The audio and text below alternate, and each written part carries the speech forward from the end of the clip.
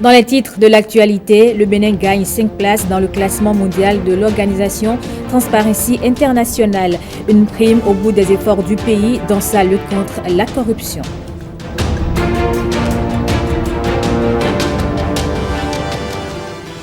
À l'initiative de la Fondation Malek Rossou, des leaders religieux et acteurs de la société civile font un plaidoyer pour la paix et la réconciliation au Bénin. C'est leur contribution au renforcement du climat de paix et de dialogue dans notre pays.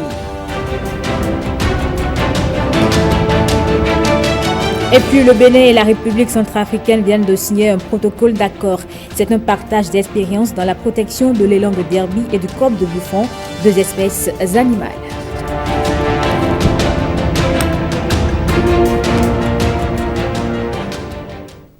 Bonjour à tous et bienvenue dans ce 13h. Avant le développement des titres, allons à la découverte de Participe, cet outil de transparence dans le développement local. C'est également un programme qui permet aux populations d'avoir un regard sur la gestion de la cité à la base. Jean-Claude James et Brice Thibozo étaient au lancement de la 3e phase. C'est un outil de développement vieux de 10 ans dont la phase 3 focalise ici les attentions. Une phase 3 intitulée « Programme de participation citoyenne aux politiques publiques au Bénin pour le développement économique et local ». Un programme présenté dans ses grandes lignes à cette cérémonie de lancement. Participe au DEL a pour objectif global de contribuer à promouvoir un développement local accéléré, soutenu par une gouvernance transparente et inclusive. Voix des citoyens et des citoyennes, redevabilité et lutte contre l'impunité, développement économique et local, ce sont les 3 grandes composantes de cette 3e phase, fruit de la collaboration entre l'ONG Alcrer et ses partenaires. En tête, les Pays-Bas. Dans ça, pour moi, ce qui est très important, c'est l'attention à la participation des femmes et des jeunes femmes donc. Mais que vraiment on soit inclusif par rapport à ces groupes que parfois on oublie parce qu'on n'a pas l'habitude de les inclure. Juste une remarque, Participe au DEL, c'est pour construire le Bénin d'aujourd'hui. Participe au DEL vient contribuer à combler un vide et se joint aux efforts et acquis du gouvernement pour la valorisation des potentialités locales et, à terme, l'amélioration de la mobilisation des ressources financières au profit du développement de nos communes. Participe au DEL sera mise en œuvre dans 49 communes et 11 départements du Bénin. Un pays en croisade contre la mauvaise gouvernance. Je vous le disais en titre, en matière de lutte contre la corruption, les fruits tiennent progressivement la promesse des fleurs au Bénin. Le pays réalise un bond qualitatif dans le classement mondial de Transparency International. Le rapport de l'organisation classe 180 pays et territoires selon leur niveau de corruption dans le secteur public. Le cas du Bénin est ici commenté par Marcela Rossi. Indice de perception de la corruption 2021, le Bénin avance avec la note de 42 sur 100 et gagne 5 places en termes de rang. Sur 180 pays, il occupe la 78e place contre 83e en 2020. La moyenne mondiale reste cependant inchangée pour la 10e année consécutive à seulement 43 points sur 100 possibles. Ce bond du Bénin le rapproche des meilleurs pays au monde en matière de prévention de la corruption et des manquements éthiques des élus et des fonctionnaires.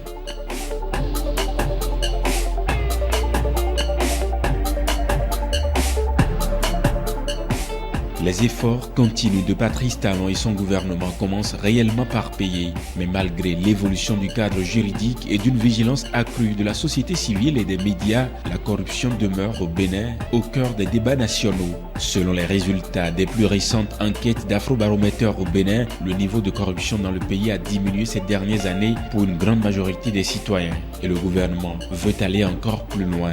C'est ce qui pourrait justifier la mise en place annoncée d'une cellule d'analyse et de traitement des plaintes et dénonciations des faits de corruption. Un guichet qui va recueillir les plaintes et les dénonciations. Le pouvoir explique cette création par le fait que les pratiques préjudiciables aux ressources de l'État persistent. Le Bénin gagne ainsi 5 places en matière de lutte contre la corruption. Et pour le porte-parole du gouvernement, cela traduit la lutte quotidienne de tous les acteurs impliqués malgré la régression du Bénin à un moment donné. On écoute Wilfried Léandre Rungwedi au micro de Jérôme Humbo et Harold Couton. Je vous dirais que c'est encourageant. Entre 2016 et 2018, nous avions gagné 15 places. Je dirais même 2019, nous avions gagné 15 places. Et puis après, nous avions régressé un peu. Et quand on m'a interrogé, j'avais dit que c'est une lutte de tous les instants et que nous prenions acte. Si aujourd'hui, nous recommençons à remonter la pente en gagnant donc 5 places, cela veut dire que nous n'avons pas baissé les bras. Que le président, le gouvernement, ils n'ont pas baissé les bras. Que les institutions en charge de la lutte contre la corruption, la mauvaise gouvernance n'ont pas baissé les bras et que la communauté internationale, la communauté de ceux qui observent les efforts des gouvernements dans le sens de la bonne gouvernance apprécient les efforts que nous faisons au Bénin et que cela nous encourage à continuer avec ces efforts-là pour enrayer la corruption et la mauvaise gouvernance dans notre pays. Cela doit également se lire à l'aune de la création récente de cette cellule des plaintes et dénonciations qui montre, si besoin en était encore, qu'effectivement le gouvernement n'a jamais baissé les bras devant ce phénomène et que la volonté du président de la République, la volonté de son gouvernement, c'est d'opposer une tolérance zéro aux faits de mauvaise gouvernance, aux faits de corruption. Et à cette allure, nous avons bon espoir que les prochains classements nous créditeront davantage de meilleures places encore et que nous allons tutoyer, comme certains pays, nous allons tutoyer le niveau de la perfection en ce qui concerne la lutte contre la corruption et ses succédanés. 21 milliards de francs CFA, c'est le montant des travaux de dragage du lac Aïmé et ses chenaux. C'est un projet qui vise à réhabiliter 208 hectares de superficie sur une profondeur maximale de 6 mètres. C'est le ministre du Cadre de Vie qui a procédé au lancement officiel à Adjondji. Le point avec Renaud Akapo et Yves Agodopessi.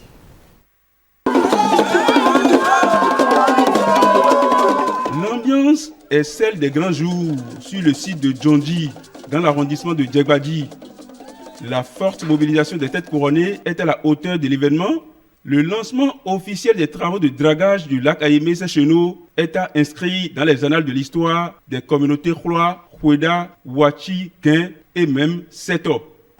De mémoire d'homme, c'est la toute première fois depuis 1960 qu'une cérémonie de lancement aussi grandiose réunit dans cette merveilleuse contrée du bord de mer autant d'autorités politico-administratives, de chefs traditionnels et les populations accourues massivement de partout pour être les témoins oculaires d'un événement jadis vu qui fera date dans l'histoire des communautés Khloa, Khoueda, Wachi, Guin et Seto de notre pays. Devant l'inaction des gouvernements précédents, les plus jeunes en quête de vie meilleure ont dû émigrer massivement vers la Côte d'Ivoire, le Nigeria, le Cameroun, le Gabon, le Congo, etc. Du rêve à la réalité pour ces communautés, les plans d'eau du lac Aïmé vont retrouver leur lustre d'antan grâce au projet PIRA, un chantier prévu pour durer 12 mois et dont le coût est évalué à la bagatelle de 21 milliards de francs CFA. Le président de la République, le président Patrice Talon, et je m'en souviens comme si c'était hier, a promis lors de sa réélection et sa tournée de reddition de comptes de procéder très vite au désensablement du lac et de ses chenaux. La promesse est muée en réalité avec ce coup d'accélérateur que nous nous apprêtons à donner au projet PIRA ce jour. Je voudrais dire aux populations ici que nous avons un seul devoir. Le devoir de nous unir ensemble, de nous unir pour porter ce projet. Un casting de choix pour un projet d'envergure, c'est l'entreprise chinoise Sheck qui est sélectionnée pour l'exécution de ce chantier. Sheck a une expertise dans les domaines de l'ingénierie maritime, du dragage, des ponts et chaussées, l'aménagement urbain, la protection de l'environnement et d'autres domaines connexes. La société a réalisé un grand nombre de projets avec soin dans le monde entier. Par exemple, le plus grand port d'Afrique de l'Ouest, le port d'Abidjan en Côte d'Ivoire, le port de Derma au Ghana, etc. Pour le ministre José Didier Tonato, la cérémonie de ce jour est le couronnement d'un long processus. Cette cérémonie marque ainsi le démarrage effectif de la phase opérationnelle du programme intégré de réhabilitation du lac Aémé et de ses chenaux, érigé en projet prioritaire du programme d'action du gouvernement depuis le PAG 1 et reconduit au PAG 2. Le chef de l'État a décidé de prolonger l'aménagement et le bitumage de la route des pêches jusqu'à Djondji. Il convient de rendre un hommage appuyé et bien mérité, jamais suffisant au chef de l'État, le président Patrice Talon. Il est à l'écoute attentive du peuple béninois en général et en particulier des populations riveraines du lac Aémé de ses chenaux par sa vision éclairée et pragmatique et surtout son implication personnelle pour les projets de réhabilitation et d'aménagement de nos plans d'eau afin de faire de la promotion de l'économie bleue un facteur majeur de développement durable dans un contexte de changement climatique accéléré. Les jalons sont désormais posés pour le démarrage effectif de ces travaux que les populations désemparées attendaient avec beaucoup d'impatience depuis des décennies. Plusieurs acteurs de la promotion du genre se sont retrouvés en atelier. Ils ont procédé à la validation et à l'évaluation de la politique nationale de promotion du genre 2009-2025. Ils ont également approuvé le plan d'action de cette même politique sur la période 2010-2015. Génial Afundamonsi Agbouka et Edmond Rumbo. La politique nationale de promotion du genre est au cœur de ces assises. Les acteurs impliqués dans la promotion du genre font le bilan à mi-parcours de la mise en œuvre du document. Nous sommes en 2022. Quel parcours avons-nous fait? Pour quels résultats? Avons-nous pu mobiliser les moyens humains, techniques et financiers nécessaires à la concrétisation de nos ambitions d'alors? Sommes-nous sur la bonne voie? Quelles sont les réorientations ou réajustements qui s'imposent?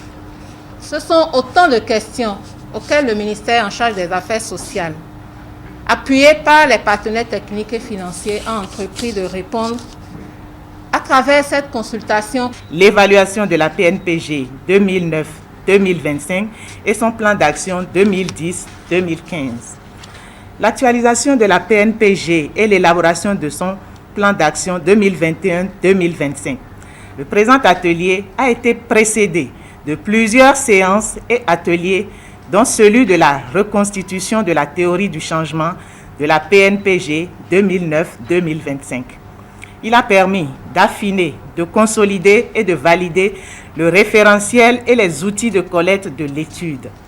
Suite à cet atelier, et conformément au chronogramme retenu pour la mise en œuvre de l'activité, un atelier de prévalidation a également été organisé. La PNPG est née de la volonté politique d'améliorer les conditions de vie et d'existence de la gente féminine. Au ministère du Tourisme, de la Culture et des Arts, le taux d'exécution du plan de travail annuel de 2021 est plutôt satisfaisant. Il est en progression par rapport à celui de 2020. Et pour maintenir le cap, le ministère est déjà focalisé sur les activités de 2022. Patrick Diossou et Simon Villon. Je voudrais vous former mes meilleurs vœux de bonne et heureuse année pour l'année qui vient de démarrer et qui sera une année décisive pour notre département ministériel. Et pour Près de 70%, c'est le taux d'exécution physique du PTA 2021, plan de travail annuel au MTCA, ministère du Tourisme, de la Culture et des Arts. Par programme, ce taux d'exécution physique se décline ainsi qu'il suit. Programme Culture et Arts. 72,94% contre 71,72%. Programme Tourisme, 59,33% contre 78,15%. Et enfin, programme Pilotage, 72,94% contre 95,47%. Pour ce qui est du taux d'exécution financière, 97,74% base engagement, et 96,13% base ordonnancement, contre respectivement 88,62 et 85,59 à la même période en 2020.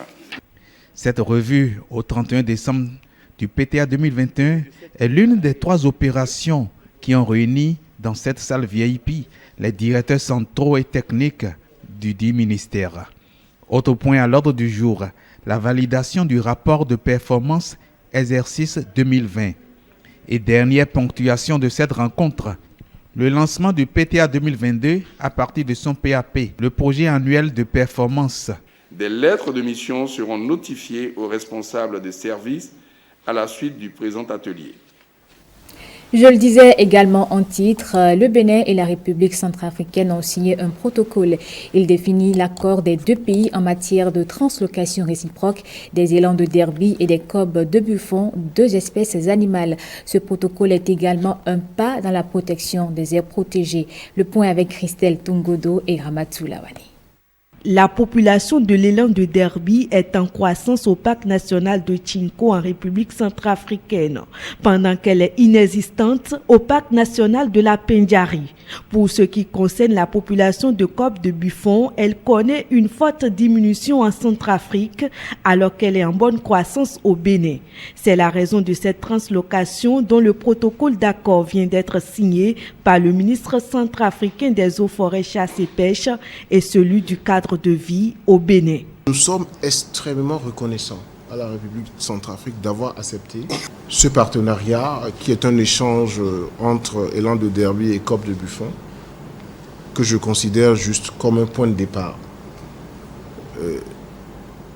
Point de départ pour nos échanges et le développement des aires protégées, donc un vaste chantier de la conservation de la biodiversité en Afrique, mais également point de départ pour une coopération plus large qui va couvrir les eaux et forêts, la chasse et la pêche. Nous avons plusieurs aires protégées en République centrafricaine, mais l'aire protégée du Tchinko est supervisée pour l'instant par APN qui le gère, sous la coupe du gouvernement. La loi votée par les députés qui donne ce protocole est claire. On veut la gestion durable de nos aires protégées. Cette expérience, j'espère, va servir au Bénin. Et c'est ce que les institutions internationales nous le demandent. Pour faire une gestion durable, il faut la faire à long terme, pas à court terme. Grâce à ce protocole d'accord, des espèces menacées d'extinction dans certaines régions du continent vont être préservées.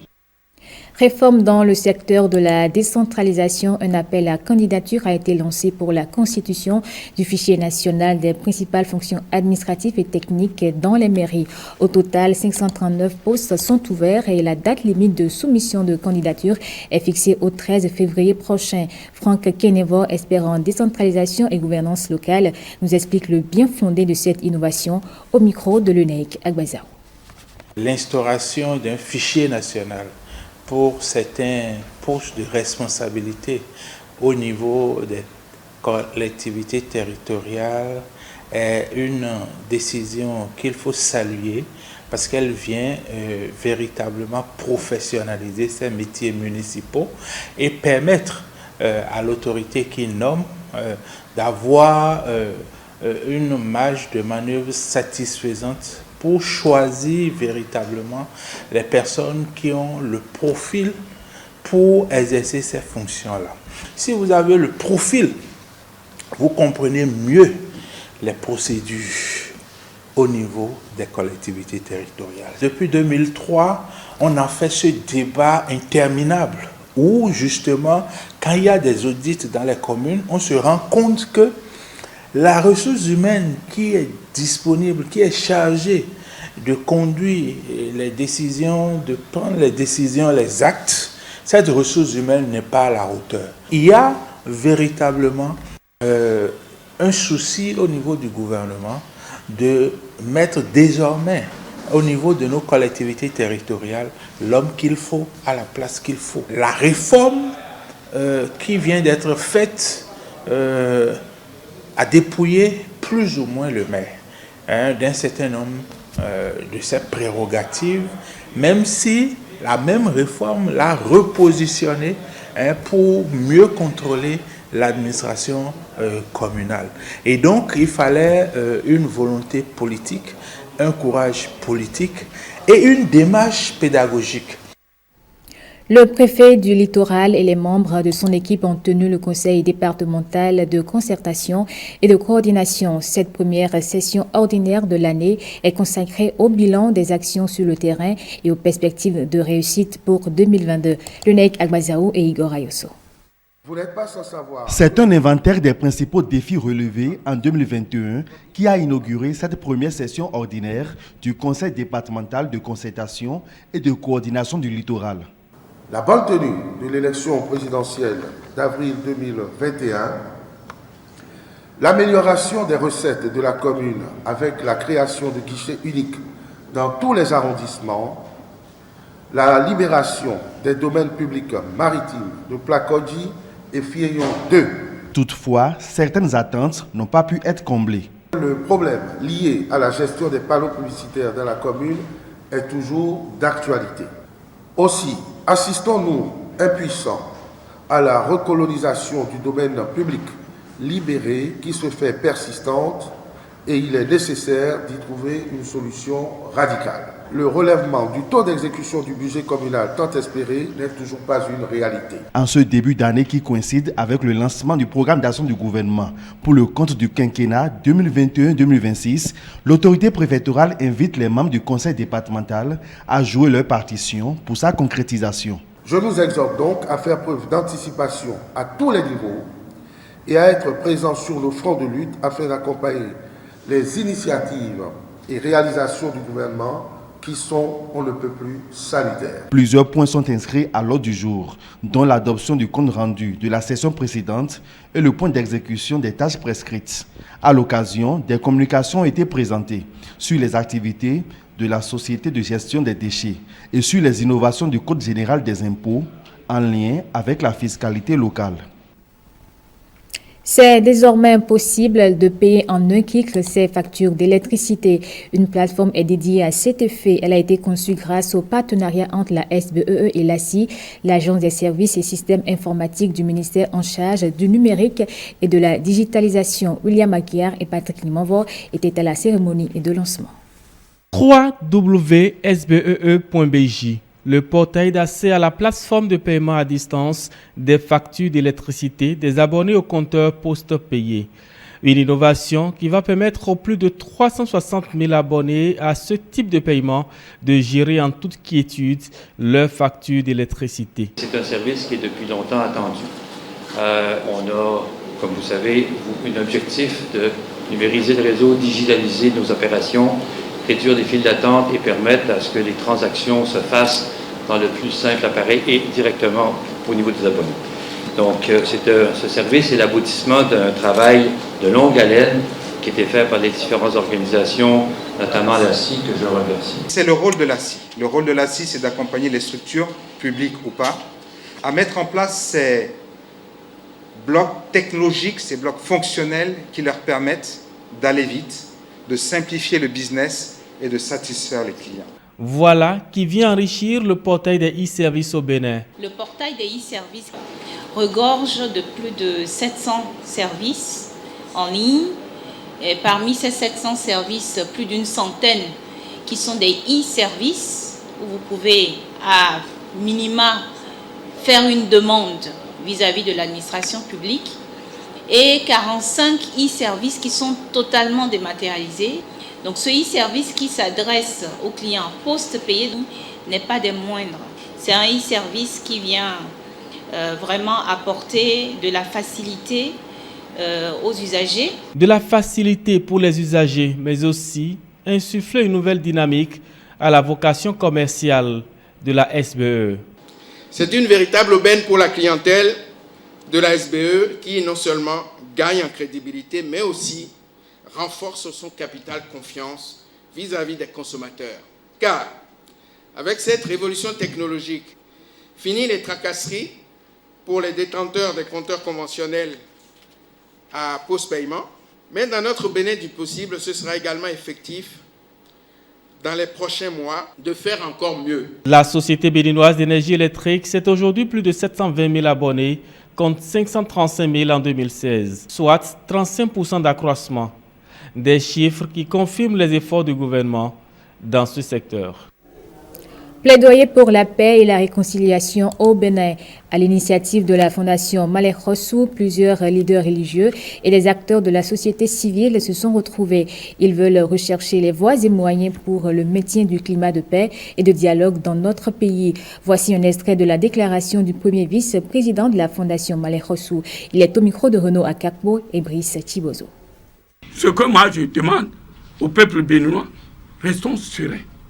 Il faut défendre notre pays. La réconciliation, le pardon, l'amour, la justice, l'unité, la cohésion nationale. Et c'est ce que nous demandons au chef de l'État pour que ce pays, nous allons construire ce pays ensemble. Que Dieu éclaire le président de la République. Que Dieu garde ce pays, celui qui veut de nous, de ce pays et de notre chef du mal, que Dieu lui rende le coup avant qu'il ne nous atteigne. Je demande à tous les opposants de ramener la balle à terre et par la grâce de Dieu, Inch'Allah, tout sera mis en ordre sans difficulté. On a confiance. Donc Dieu est là pour le pays et il faut que nous accompagnions. Quant aux imams, aux chefs, continuez à prier pour ce pays, pour son chef. Je sais que le président Talon, il va nous écouter, il va appliquer et tout le monde rentrera dans la joie pour savoir que réellement ce peuple m'aime. Que Dieu laisse que ça rentre dans le cœur. Parce qu'il a un bon sens pour que la corruption et le désordre finissent dans le pays, dans le sens de la réconciliation, de l'amour, de la fraternité et surtout la tolérance et le pardon. Que Dieu bénisse le Bénin. Et voilà qui met un terme à cette édition du journal. Merci à vous de l'avoir suivi.